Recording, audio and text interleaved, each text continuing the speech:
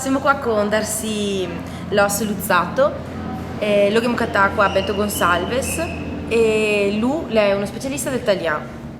Come è che ti parli così tanto bene l'italiano?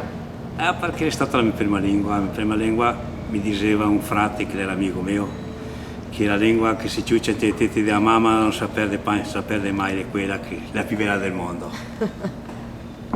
Da dove sei che veniva tu? I miei illustrati vieni di Belun, di Feltre, e i Los di Trento, canale Sombogo, la Primiero. Perché sei così importante per te l'italiano come riconoscimento, come lingua proprio? Mi pare che la lingua sia la fondamenta della cultura. Mi costumo dire ai miei amici che la lingua è il sattaron della cultura. Se ti tiri via il sattaron, la casa la casca. Se ti tiri via la lingua, la cultura si finisce. E nati non possiamo mica perdere la nostra lingua perché non abbiamo mica imparato la cultura brasiliana tutta. Allora che abbiamo messo di una cosa, messo di quell'altra. Se tiri via una banda, caro, restiamo senza niente. Cioè, c'è bisogno di mantenere la nostra lingua e adesso si vuole fare tutto un lavoro per vedere se se la insegna anche a scuola. Non tutti, qui chi vuole, mettiamo come un'opzione. Se ti vuole imparare, e se si è ben lavorati, c'è spiegare che l'importanza che la lingua ha. Loro la impara, tanti li parla bene, fuori per le colonie, noi sono di stare a me, sono ritornato al mio paese di nascita dopo vecchio.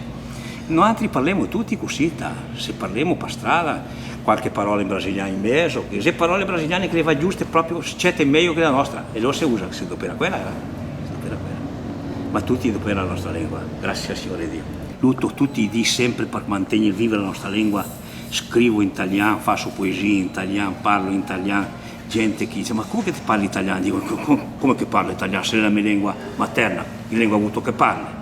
Ma qua tutti intorno parlano ormai solo il brasiliano, dico perché stupidi, mi sa mia cosa è sapere una lingua di più di quella che parla gli altri. Quante più lingue te parli, più tanto te vali. Non mi ricordo mica chi ha detto sto affare, magari adesso è stato Carlo V. Se parli 5 lingue, te vali per 5 persone. Per la legge 8 del 2007, la legge regionale, il Veneto si passa da dialetto al riconoscimento come lingua, però non si passa invece a Roma e che appunto non si è ancora intenzionata a riconoscerla. Se che te pensi che è un messaggio da mandare ai nostri politici? Che peccato, vero?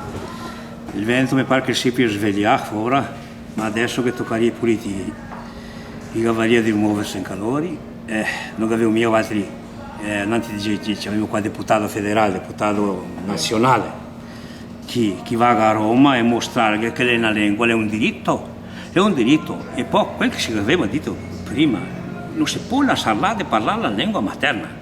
E la lingua materna se la ha insegnata a scuola. Adesso che la sia lingua ufficiale del Veneto, che la sia lingua ufficializzata anche per parte di Roma. Io ho visto questi giorni che idiomi riconosciuti in Italia, che 2-3 mila persone che parlano e la riconosce come lingua regionale.